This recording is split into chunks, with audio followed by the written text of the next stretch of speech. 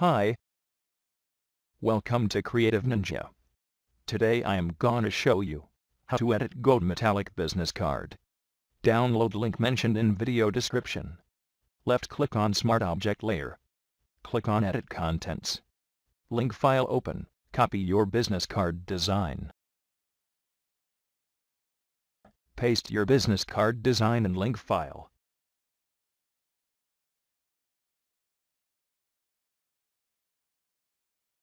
Save link file. Your artwork is placed on Mockup. Click on Edit Contents. Link file open. Copy your business card design.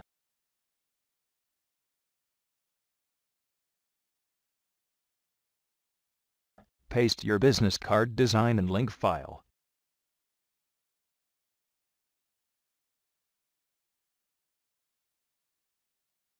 Save link file. Your business card mockup is ready. Thanks for watching my video. Subscribe my YouTube channel for more informative videos. Thanks.